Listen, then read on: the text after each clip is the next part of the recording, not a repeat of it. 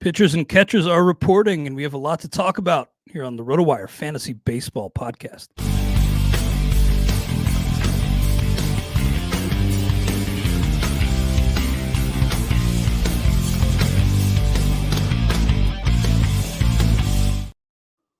Welcome to the RotoWire Fantasy Baseball Podcast. We are brought to you by Fantrax.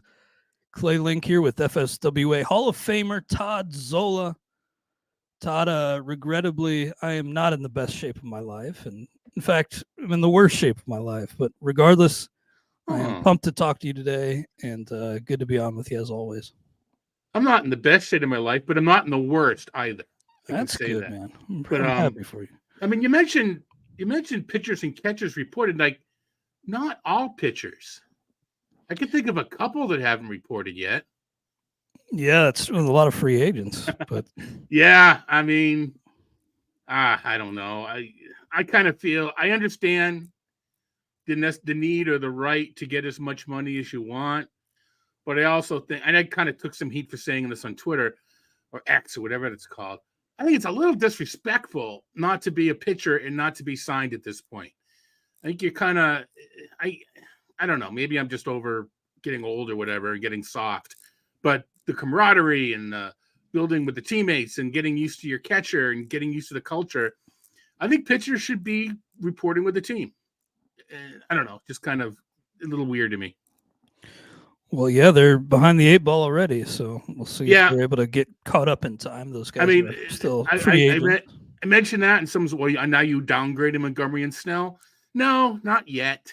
Let's see. It's more about, I'm just old and was tired at night and did a dumb tweet, but I don't know. I do kind of think that we get wrapped up in the numbers. I think there is something to, showing you're working as hard as everybody else and being in camp and doing the pitcher fielding PFPs and that sort of thing.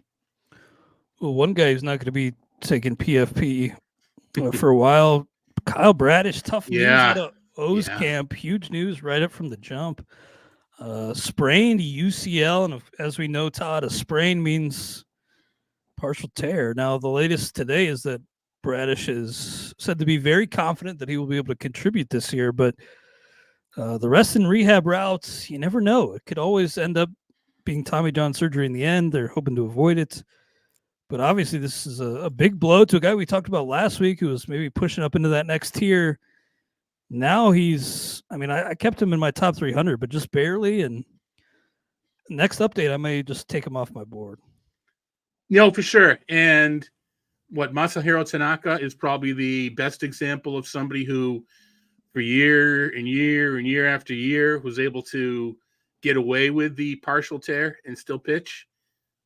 Chris Sale is a recent example of someone who tried and failed.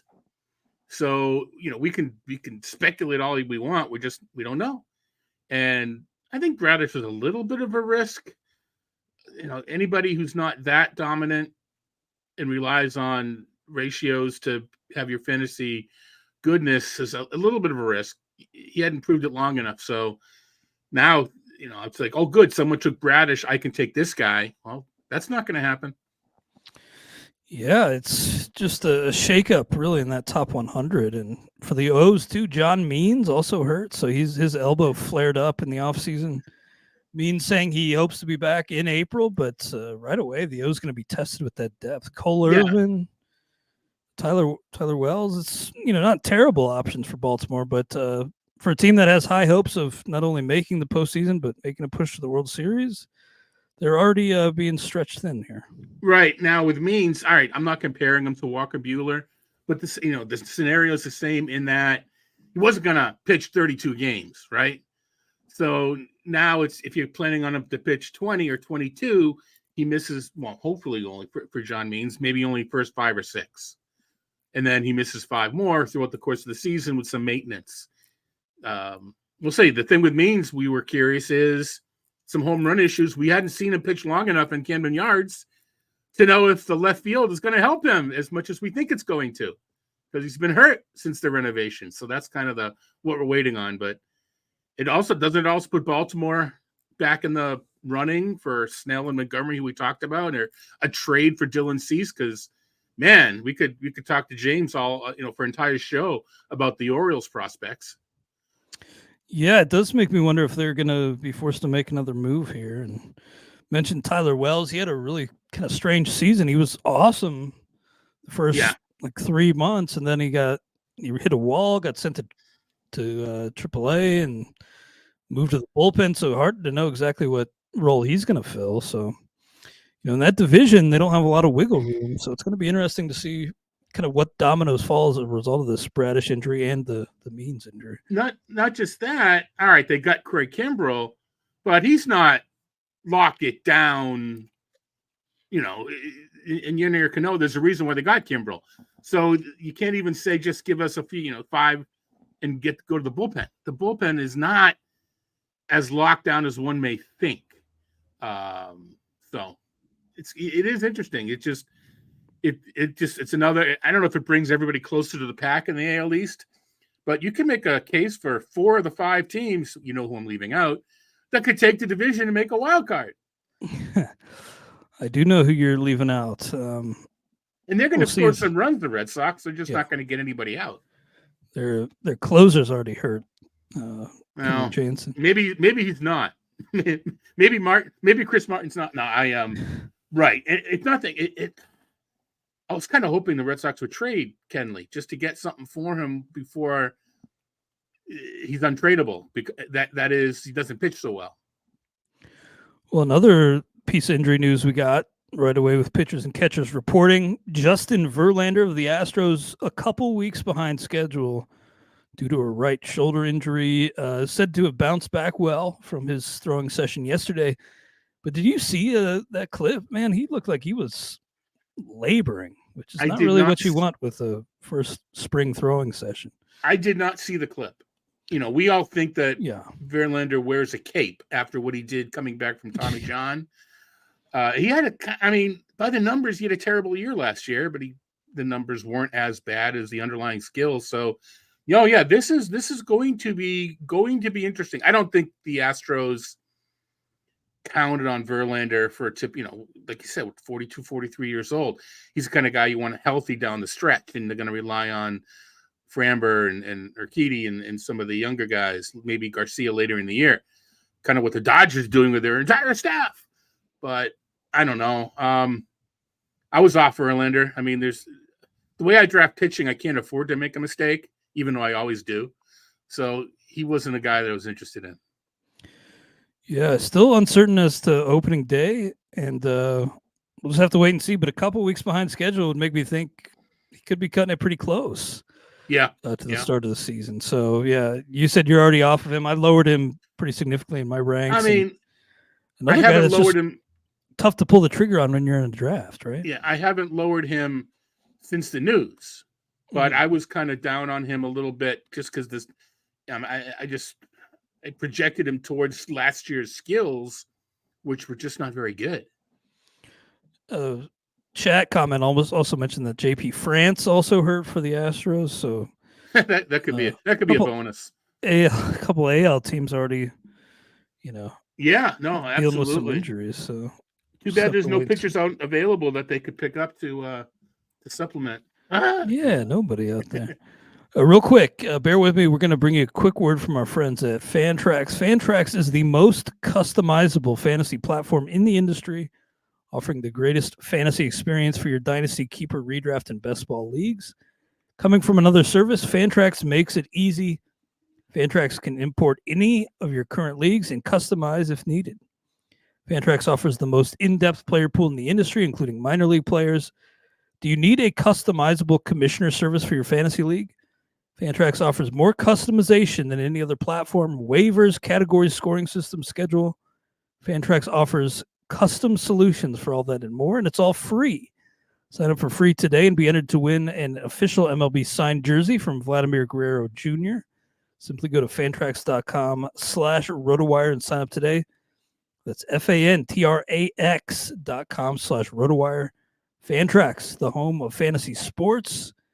And Todd, we were just talking about a veteran in Justin Verlander. Another guy, I just kind of had a thought that I wanted to run by you. And, I made it the headline of the show. Didn't mean it for it to be like clickbaity, but I'm kind of wondering if Gerrit Cole is overvalued for this season. I don't want to speak for Derek Carty, but the Bat only has him as the 5th best starting pitcher. I saw that Ariel Cohen's ATC, which we're lucky to have on the site now, by the way, huge addition for RotoWire, having ATC projections. ATC has him as a $40 pitcher right behind Strider, so ATC still likes him, but there was a pretty big dip in strikeout rate, down to 27%. The fastball dipped a tick. 33 years old, ADP still in the top 15, so I'm expecting a lot of those main event drafts. He'll be right smack dab in the middle of the first round. What do you think? Is it going too far to say Cole is overvalued coming off a Cy Young win? I think it is. I don't want to call this a trap. A lot of people are talking about this. Maybe because, like you suggested, Derek's stuff is out. ATC is a conglomeration of a bunch of different projections. So if he's still fairly high in that, then that means there's some systems that Arrow uses that he's still high. He's my number one pitcher, but as people know, maybe I'm safe too safe, if you will. The strikeout rate did dip, but it's still a strong 27%. He throws the 4-seamer a little bit more than half the time, and he throws 4 other secondaries, which are actually a higher strikeout rate or highest swinging strike than his 4-seamer. He's been introducing a cutter. To me, he's kind of a cerebral guy. So, I mean, the projectionist in me doesn't really do this, but, the guy drafting, I can see Cole making some adjustments and regaining some of that strikeout rate, even though the swinging strike dropped in the 4-seamer, the hard contact also dropped. Whether that's coincidental or conscious, something that was planned, we're not sure. And strikeouts are much more sticky than hard contact. So that could just be a, serendipitous more than anything else.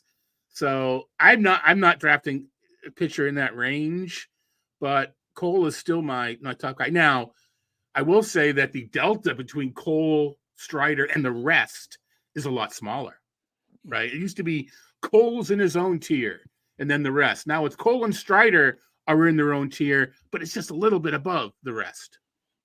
I agree with you there. I'm starting to wonder, though, if, team construction-wise, game theory-wise, if that's not really the move to draft Cole in the first round of 2024. I like Zach Gallen a lot. Like Aaron Nola a lot. These are guys you can get a couple rounds later. And, there's only a few of those, as many good young players as there is in Major League Baseball. There's still really only those few guys that really help you across the board in 5 categories offensively. So I'm starting to wonder if, as good as Cole is, as great as the track record is, if he may not really be a wise choice in the first round. Another thing, too, is that the home runs, for Cole were down last year, but as a guy who throws righty, the guys with the platoon edge, the lefties have that short porch out in right field at Yankee Stadium. I think the home runs could shoot up again for Cole. No doubt. He had that issue a couple of years ago, pretty bad. Right. Now, when you strike out a bunch of guys and don't walk any, you can win a lot of games 3-2 with 2. True. I don't know if you want to, but so it's not the worst thing in the world. But I think it just to me it speaks. I think you're right. I wouldn't have drafted Cole when he was worthy of the 5 pick. It's just my style more than anything else. But I think even though I have Cole ranked higher, I think if I am going to take a pitcher, maybe that's because I rank numerically or formulaically. But if I'm actually drafting, maybe that's why Strider's ahead of him, because people are drafting that little bit of upside. If you're going to take a shot and draft a pitcher, might as well go all in, right? And that's Spencer Strider. The odds-on favorite by a good stretch to lead the majors in strikeouts again. Yeah, you mentioned Gallen and Nola. I've got the second pick in my Nerf draft this Sunday, part of the Earth League. It's kind of a mini TGFBI, and looking at the plotting out. I mean, obviously you go with the flow, blah blah blah. but I should be able to get a decent pitcher in the third and a decent pitcher in the fifth, and then good bats in the second, third, and fourth. I'm sorry, first, second, and fourth, and getting a Webb and Enola or Gausman and Fried or something like that, if it goes according to the current ADP. Now, this is it's an NFBC platform, but it's not NFBC draft, so you never can tell if things are going to go the same way. But I don't like the second pick because I want Kyle Tucker, and people think I'm an idiot for taking Kyle Tucker second. I'd rather have him the fifth pick and take him fifth. But do people really say that? I mean, I can't see how that could be labeled as idiotic. I mean, all right. Let me rephrase behind that. Acuna, let me rephrase that. Mike Masato thinks I'm an idiot. How's that? The Godfather. Okay. Here we go. So, but no, people disagree, and I understand it. And it's not a matter of it's not a matter of being safe with Tucker. I think being safe is taking Rodriguez or Witt. I think the chance is Tucker. But anyway, so are you in any of the Earth leagues? Are there any up in your area? No, I'm not in those. But I think there was one that Eric Halterman just went to. Maybe he was the closest to you. It was in Cleveland. So it's not especially close. So. No, well, that's as close as what I'm saying. You have some family there. Yeah, actually, shout out to the that side of the Link family. Yeah, that's actually right. He's from Chicago. He's not with. So it's a little bit. It's like a 6-hour drive from Chicago. But anyway, well, maybe there'll be a. What would be Murph? What would be up in Wisconsin? Well, not. I was thinking Milwaukee. We'll have to. You have to get one up in the. It's not a Chicago one anymore. Well, I don't. Well, the Glurf was Wisconsin, the Great Lakes. So maybe it was a combination of, and they just had it in Cleveland this time. But interesting. Nerf is this weekend. We shall see with the Lar Michaels Trophy on the line. Love Lar. That's a trophy I'd like to get my hands on one day. But I just wanted to run that by you about Cole because, in a vacuum, I think he's about where he should be. But I think I'm going to alter my ranks because push comes to shove after battle testing a little bit more. I just don't like the construction when you go with Cole in the first round. Well, I've never have. Now I'm calling him up now. I think I may have Cole around the 15, around 15, 16, which I think is probably practical, if you will. I mean, if I am going to at the turn, I don't think I'm going to take him any earlier than that, but I can see taking a pitcher at the turn. I'm not going to, but I think it's justifiable. Well, we're on the topic of the Yankees. Some other news in their starting rotation. Nestor Cortez said today that he expects to be ready for opening day. He's battling that shoulder. I guess he's coming back from it. But according to the New York Daily News, he expects to be ready for opening day.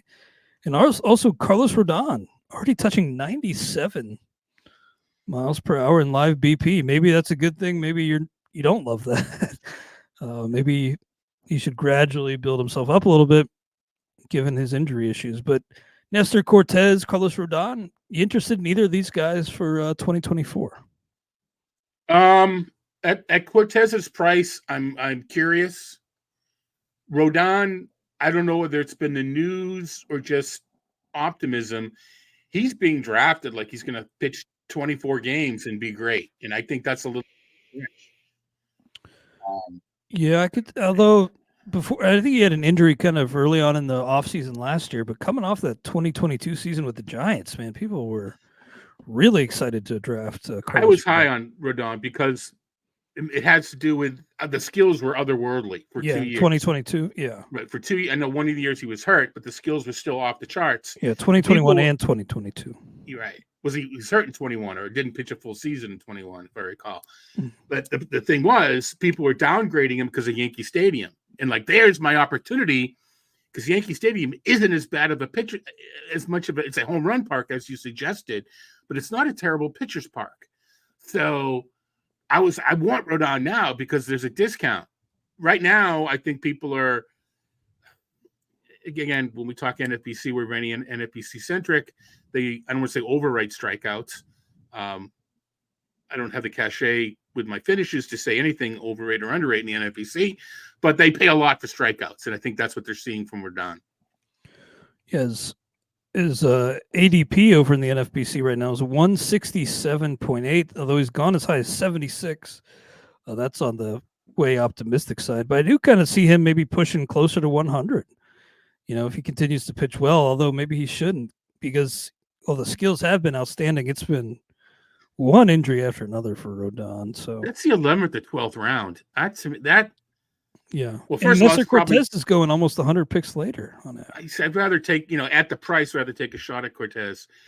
Maybe it's just that's kind of when I'm looking for a closer is the 11th to 12th round. Again, go with the flow. Don't marry anything. Don't map out the entire draft.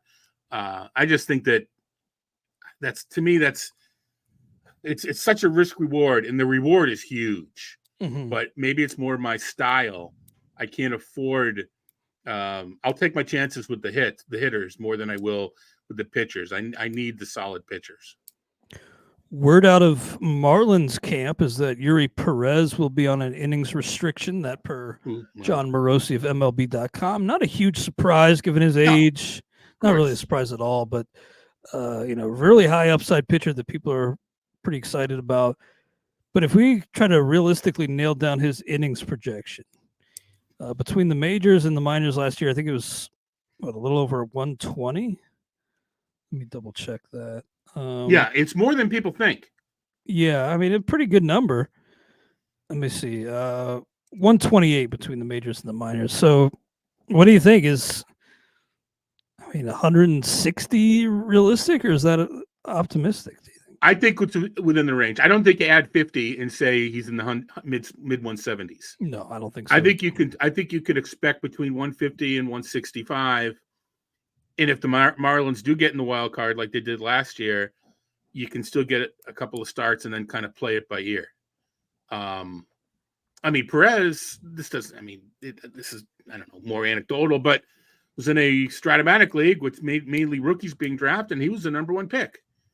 Ahead of Grayson Rodriguez, ahead of Elly De La Cruz.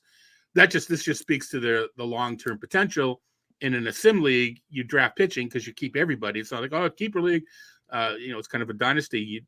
But he was considered by the person with the number one pick to be the best rookie for the long term. And you can argue that easily. I may have taken Grayson Rodriguez, and we got Bobby Miller 7th, and I was not unhappy about that. But anyway.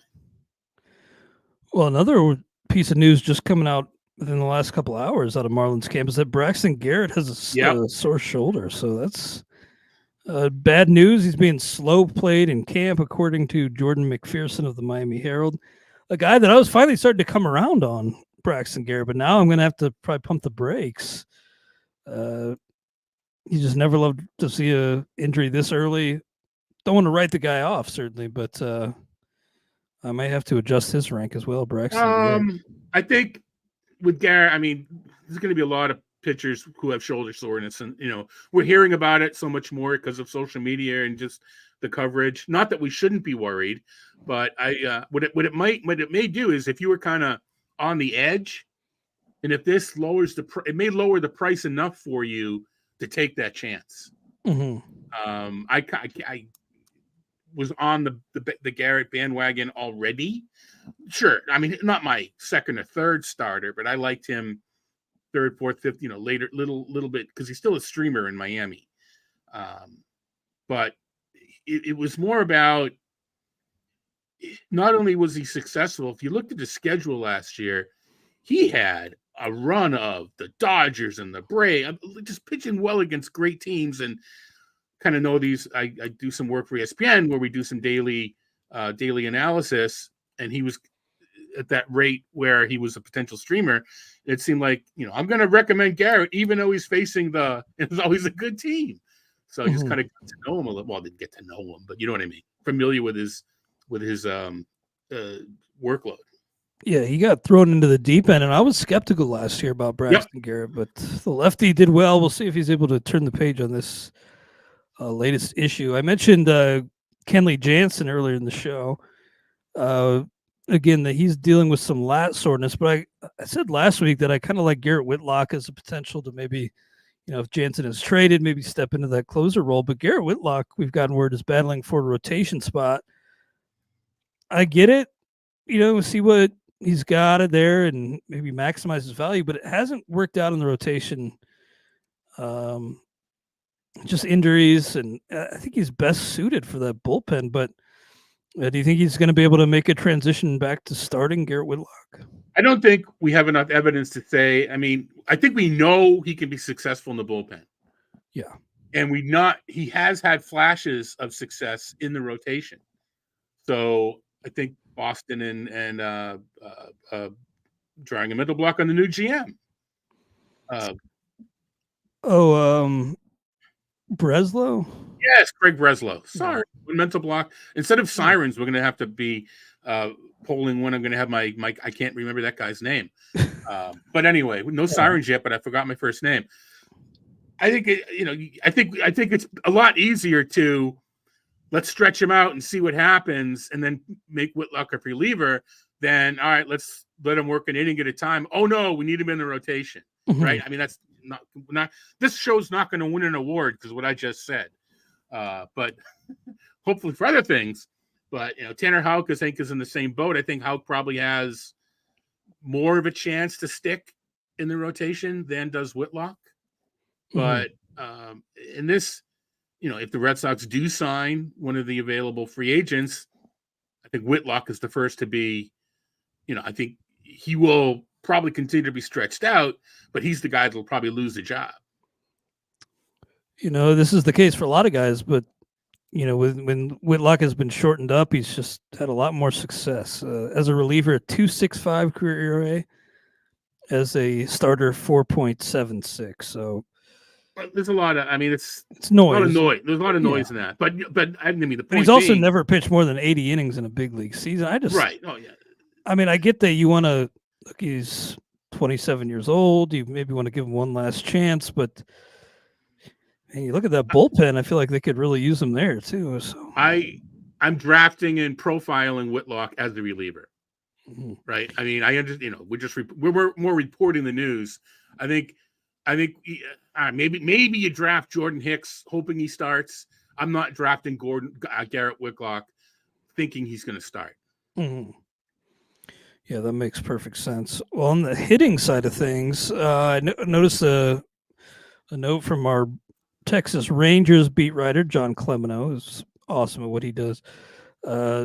Posted a note on Justin Foscue. So I clicked through to the article too that he linked to, and it's Kennedy Landry of MLB.com. Really good stuff. Her best attempt at predicting the opening day roster, and she notes that DH is the only major hole the Rangers have. The manager said he's content to fill the role in a rotation style, but she says that Foscue is the clubhouse leader for the role. He was added to the 40-man roster over the winter. So, maybe it's mostly just speculation on her part. But Foscue doesn't really have a defensive home. Not the most exciting guy, but does make good contact. Does this put Justin Foscue on your radar? I saw the note. I knew we were going to talk about it. I do my updates late on Friday into Saturday. I don't even know if I'm projecting him. I can actually see if I'm projecting him. But I was not projecting it for anything more than 10 or 15%. I'll have to look into that to see. So I need to do my due diligence. I read the piece like you did, and I looked at our numbers on him. Like you said, I did nothing flashed. I didn't see a huge, I just saw, double-digit homers, double-digit steals, and decent contact. And he's a little bit older. I think he's 24. So I'm not saying he's not a finished product by any means, but we're not talking about like Wyatt Langford here. So all right. So I'm projecting. I think a lot of people expect. I'm glad you mentioned Wyatt Langford, and sorry to interrupt you. I just think a lot of people expect him to eventually force himself into a role and kind of shake up that lineup. So I guess the question is, if Foscue is the DH, that's assuming Langford doesn't make the team. Because you got Evan Carter, Leota Tavares, and Adolis Garcia. Yeah. So that's kind of if he does, like you're suggesting, Wyatt Langford, I think everybody expects him to be up at some point. And I think with the compensation, not so much compensation pick, but the extra draft pick, a lot of people thought that Langford could fetch that pick for the Rangers if he broke camp. So I think it's still a work in progress, and I will up Foskew's projection more than 10%, but that's more of a, we don't think Wyatt Langford's going to be ready than anything else. Yeah, I know for a while in our projected batting order, we had Langford. He is expected to attend big league camp, but he's not on the 40-man yet. And I mean, that may not prevent the Rangers from adding him. No, it won't. No, but what you don't want to do it you don't want to waste a spot if you're not going to break camp. Yeah, and you got to remember with Langford, he has 5 games of experience at AAA, and only right. I mean, he has barely any big league or any professional experience. I mean, the guy's barely played in the minor leagues. Yeah, no, for sure. Now the thing with Foscue, I mean, if he were to pick up some extra time at second base, well, Semien doesn't miss any games, right? He may play 2 games at second base. It's a 14-1 game in the 6th. Hey, let's take Semien out. He's just you can't even say he's going to get once a week because Semien doesn't come out of the lineup. Yeah, it's truly insane the plate appearance totals he's racked up over the years. I mean, Marcus Semien. I mean, even though I think nowadays people have caught on to how great he is, but he may be the most underrated player in baseball. Maybe. Just looking at he's so great. Yeah, exactly. And I'm looking at the Rangers designated hitter, lineup, if you will, and or maybe Ezekiel Duran is the next guy up, but they don't really. Rangers really don't have anybody that you're saying he's going to be their DH.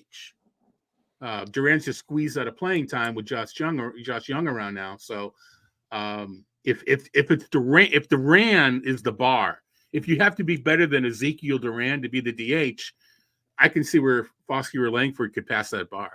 Yeah, I think one of those guys could clear that. But yeah, Wyatt Langford was the 4th overall pick last year, so he was drafted out of Florida and was able to climb up that ladder pretty quick last year. But yeah, 44 games of professional experience. I have a hard time seeing him breaking camp, but who knows? Yeah, and the other thing, never. If we're on the subject, talking about Duran, we don't know when Corey Seager's going to be ready. So Duran could start the season as shortstop. Yeah, that's a good point. That is a good point. By the way, these new MLB jerseys are getting trashed, and I'm not too happy about what I'm seeing either. I loved a good, stitched big league jersey. These kind of just look like iron-ons. Like when you'd make an iron-on shirt when you were a kid. Yeah, they look like a little league version of the professional jersey. Hey, I saw that Manfred's trying to stand up for the new jerseys, but saying they're performance wear, but it feels like the players are already griping about these and may have to Fanatics may have to pivot a little bit. Over in San Diego, we got word from Dennis Lynn of The Athletic that Xander Bogaerts is moving to second base. So I don't know that this has major implications, but it will allow Xander Bogaerts to add second base eligibility in relatively short order, which helps him. Just a slight shakeup to that middle infield. The only thing, I mean, we kind of talked about it off air before we started. The only thing I think it tells me is there's been some rumors that Kim may be on the block. Yeah, I've heard that. I think it's at least it tells me early on that San Diego is still going to see what happens before they have another fire sale. Kim is just a better defensive player. He's just a better defender.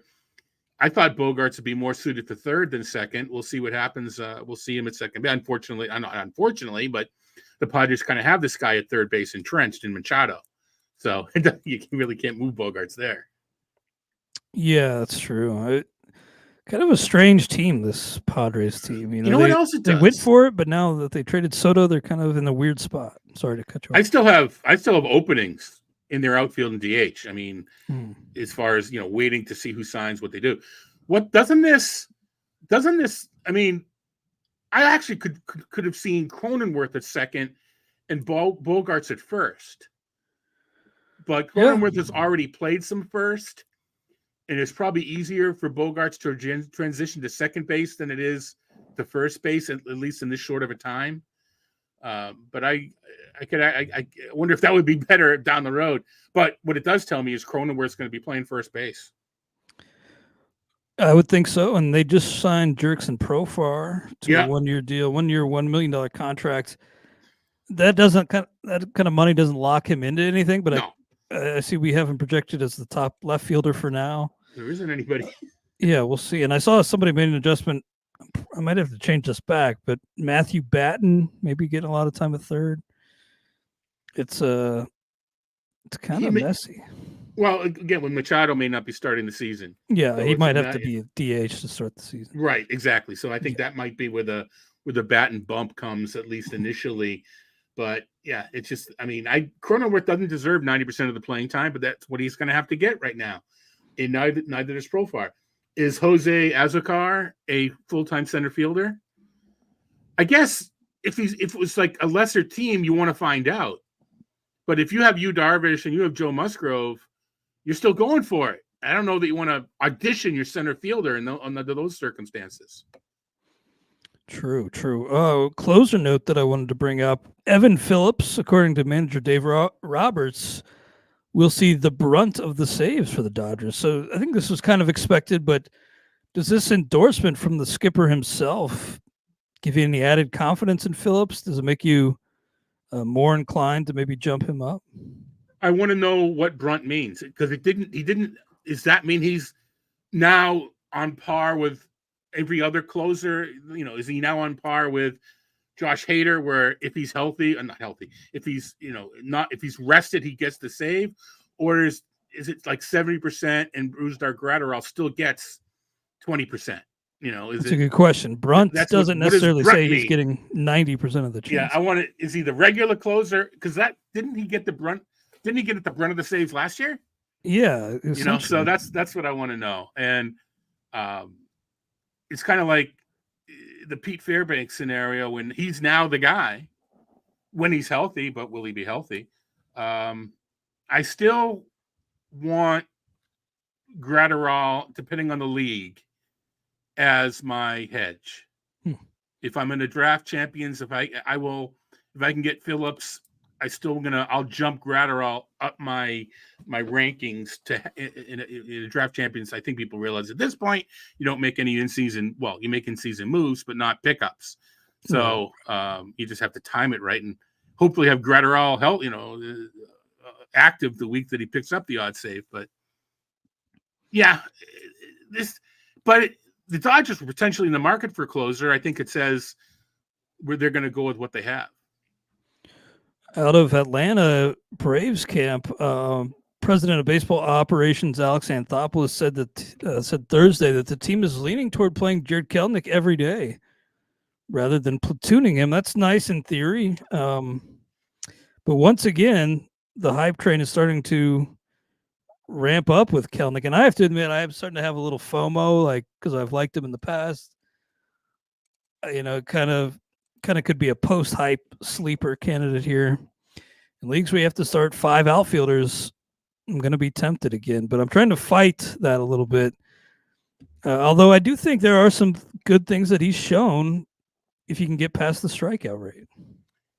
So, right. What I'm looking for, I only have him 55% of the playing time. That's not very much. Some of that is injury risk as well. True. Maybe I need to go to 75. I'm looking to see, is there a platoon partner for Kelenic? And there isn't.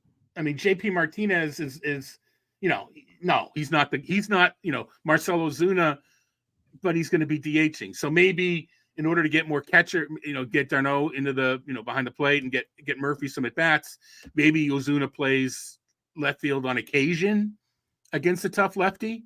But I think it's more about the Braves don't have a logical platoon partner. They traded him to the Red Sox. Vaughn Grissom was going to be the guy, but they traded him. So I think it's much about, we're going to give Kelenic the chance because there's no one really worthy of the platoon at bats as much. And that's just saying that way is more as a more positive spin than, saying it the way Anthopoulos said it is a more positive spin. Well, we just don't have anybody else. Like I said it. Well, yeah. I mean, I think you're right that they could maybe sign somebody, but the fact that they're already kind of saying, well, he doesn't have a platoon partner. May give Kelenic some runway here to rack up at bats. And, it was a pretty disappointing run, very disappointing run with Seattle. But just a few short years ago, it wasn't just me that was hyping this guy. It was pretty much every prospect analyst out there. Exactly. Thought yeah.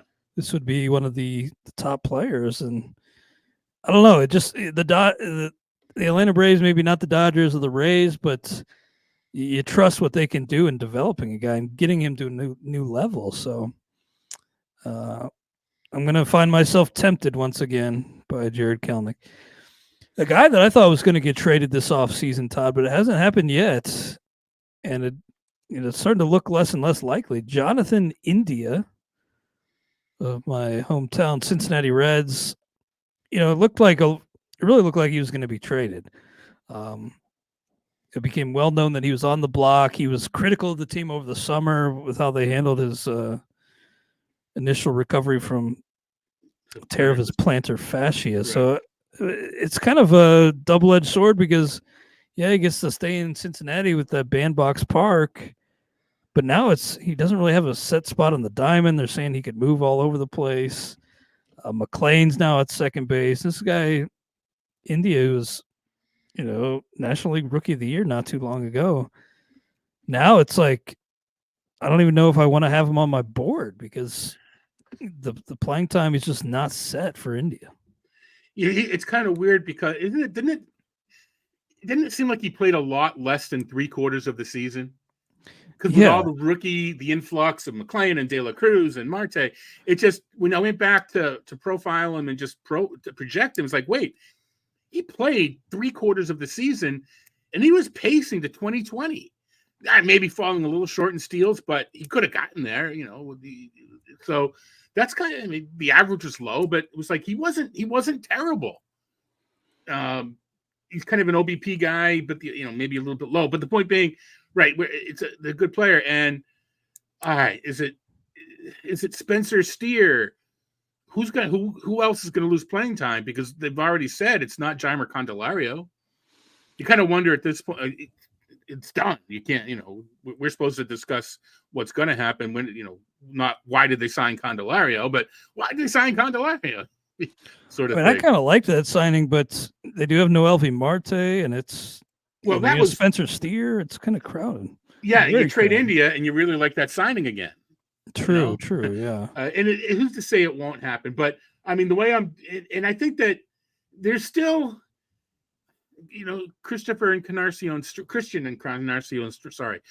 Encarnacion Strand.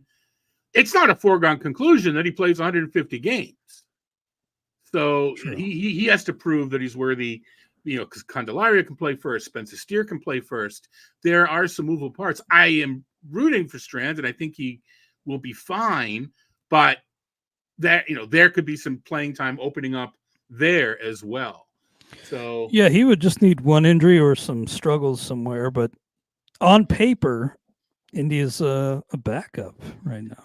Well, the way they're talking about it is they are going to have somewhat of a rotation, and have 3 or 4 guys play 4 or 5 spots, and have De La Cruz and Candelario is kind of if they're healthy, they're there, right? A McLean. So then that leaves Strand and Candelario. Oh, not sorry, Strand. McLean's got to play. So it's Strand, Steer, and then maybe Marte in India. 4 guys for 3 spots, with India probably projected for the fewest number of plate appearances, but you never know. Yeah, they gave India a 2-year deal to basically avoid arbitration, but I kind of think this makes him more attractive as a trade piece for another team. 2 years, $8.5 million, $8.8 million. Just having him set on that salary could make him a more attractive trade piece. I don't know. That's just speculation, but if I'm his agent, well, what do I know? It's like, all right, this is the contract, but if he's traded, the salary goes to this amount. Because I don't want to sign my player to make him more tradable. True, but you never know. India may, again, he was critical of the team and the way they handled his injury. Maybe he wants out. I don't know. it's just a kind of a strange situation. A guy of that caliber who's, again, rookie of the year just a few short years ago. Now, uncertainty. It's kind of like a Dylan Carlson, who a little bit when he broke in had over 50 extra base hits, I think, in 2021. Now his star has fallen so much that he's also a guy who's not on our depth chart projected for a starting role. And as well as anybody, because the Reds, these extra parts of the infield, but you got Steer, Friedel, and Will Benson with Jake Fraley as the outfield.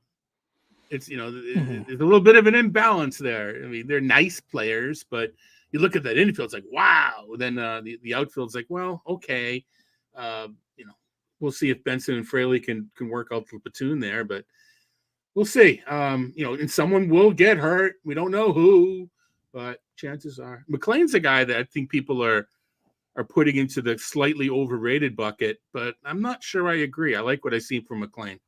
Yeah, I really like his all-around game. He's kind of diminutive, not the biggest guy, but in baseball, it's not all that important. I think he has enough pop for his size to really contribute across the board. Yeah.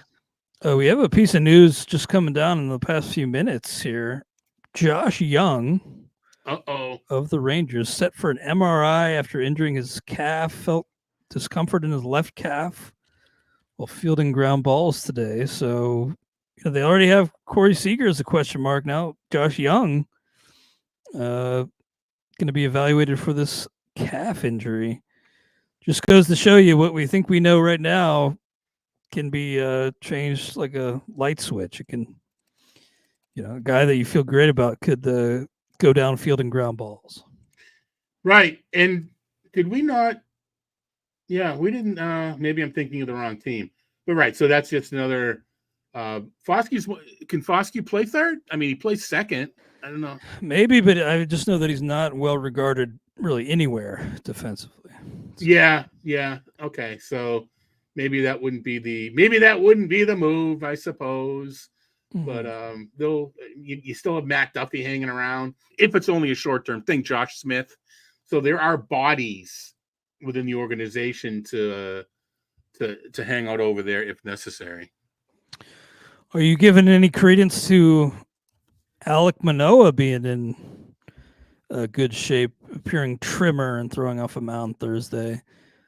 I mean, it's crazy. I was drafting this guy highly last year. I know that didn't work out and looks stupid in retrospect, but just 1 year ago, 1 year removed from him being a Cy Young finalist in the American League. Are you going to be taking that gamble? I believe I will, especially in a fab league where if it doesn't work out, I can replace him. Because the thing with Manoah, and I was on Manoah too, he wasn't he was an adequate strikeout guy, but he wasn't a dominant high strikeout guy. So we're relying on, low walks, low home runs, and to keep those ratios kind of continue to outpitch his peripherals. Mm-hmm. So that you and I and others were already taking a little bit of a risk. I think we also thought there was more coming by way of strikeouts. Yeah, I definitely did. Because he averaged, over 10 per 9 in 2021, and that fell to under a strikeout per inning in 2022. Yeah. So we were kind of betting on the come a little bit there.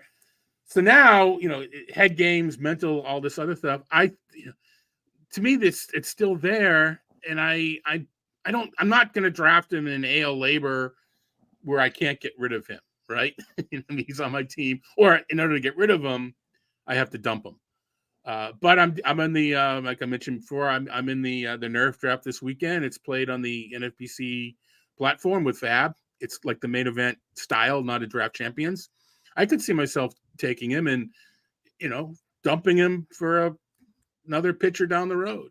So I do think is it FOMO? I don't know if it's FOMO. Maybe it's FOMO, but not like FOMO. It's not Mike Trout FOMO, but it's a step below Jarred Kelenic FOMO. But yeah, it's there.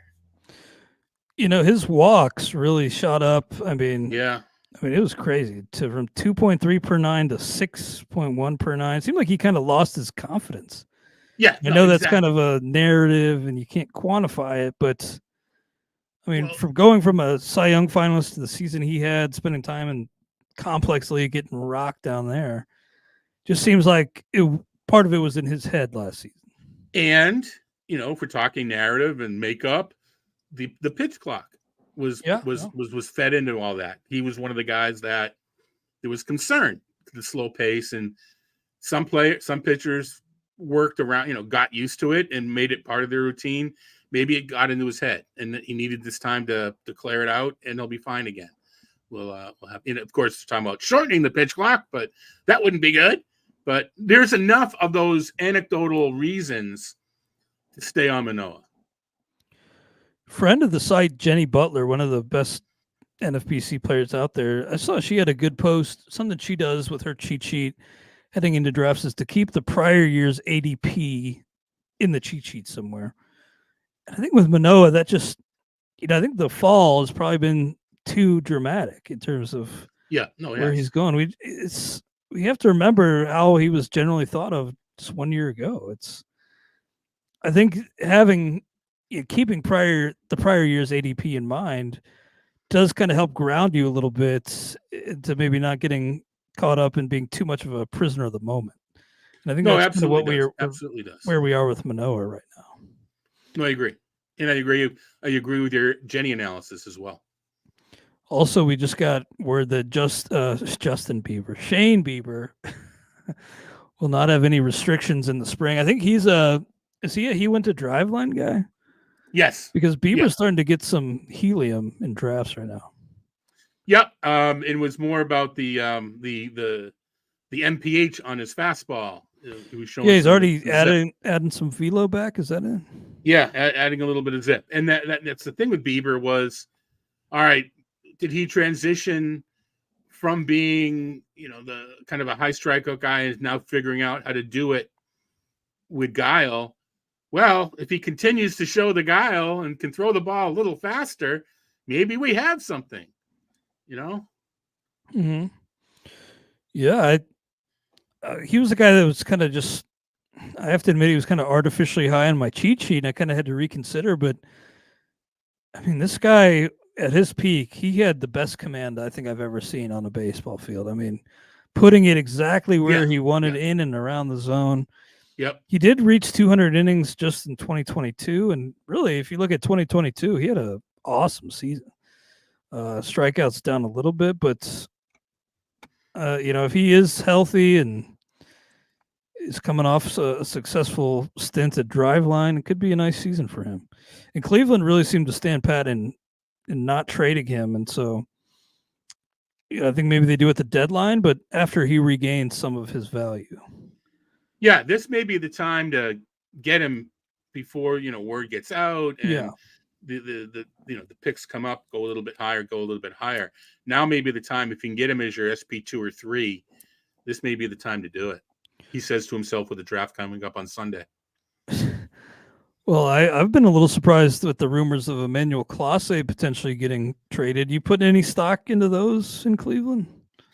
I do, only because I think Cleveland understands that, I mean, I don't want to call it fungible, but they're pretty good. I think they could find a replacement is what I'm saying. I think if you can get something, it's same in fantasy. If you can get something for your closer, you'll find another closer. And I think Cleveland realizes they were in the same boat. Unfortunately, all right, you're trading the league leader in saves, but you're also trading the league leader in blown saves. Yeah, he had a lot of saves, but man, he went through a stretch where he just couldn't seem to shut the door. We talked about Cole's strikeouts falling. Clase's, I think, fell worse. A steeper drop.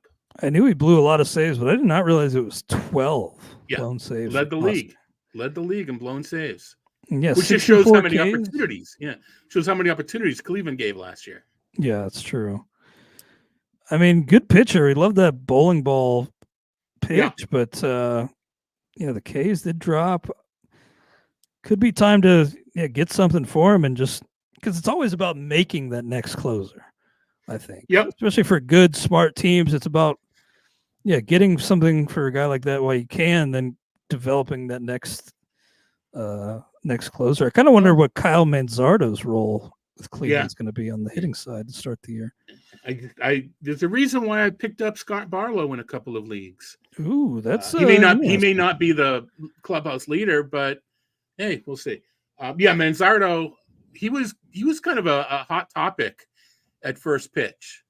Mm-hmm. One of the initial presentations questioned his ability to catch up with high heat.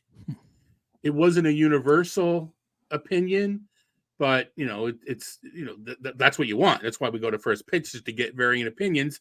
So now I didn't make a note he can't handle high heat. I made a note, check out to see what happens in the spring with high heat and Manzardo, sort of thing. There, he impressed during the home run derby. Well, whatever, he had a good fall league, but there's an opportunity there for sure because Cleveland needs. Now, all right, Manzardo's not a slugger, but they need more than they need a run producer, and Manzardo could be a run producer. Yeah, it kind of felt like, well, he was traded for Savali straight up, right? So yeah, it kind of felt like with that trade, the Rays were kind of saying we don't really believe in this guy as a long-term piece, but Cleveland kind of emphatically said we do. So I do think they're going to look to him as a key producer, but will it be a DH, or will they? Maybe they don't want to break the guy in at DH. Maybe he plays first and Naylor plays DH. I don't know, but he's kind of a big X factor, in my opinion. Yeah, I was doing some work with the the Guardians before. Who was I looking at? Trying to figure out where Will Brennan fits in. Yeah, he's a tough guy to figure out. Yeah, and then does Florial, trying to figure out what to do with Brennan because he was showing up as like a $1 player in mixed. Like I wouldn't even consider him until reserve, so I need to what am I doing wrong here or whatever. A lot of that has to do with Manzardo, and more so is the DH spot filled, or can Cleveland rotate some guys through it? Well, this has been a blast, man. This has flown by. It's been a great already an hour talking basically. Yeah, already an hour. We appreciate all you for hanging with us. Those of you who are with us on YouTube, or if you're listening through traditional means of the podcast, we appreciate you as well. We'll be here every single Friday until the sun fizzles out, essentially. But yeah, looking forward to it, Todd, and a lot of great stuff we touched on today. If you missed our discussion about Gerrit Cole, I saw one comment in the chat that wanted us to touch on Cole. Go back and check out that convo. I think that was worthwhile. Anything else on your mind today, Todd?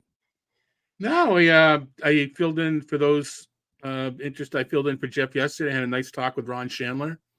Yeah, new book coming out. Yeah, right. Check and if you are interested in listen, because he will give the discount code several times. So that was nice. But no, looking forward to it. It's close to the end of profile season for me.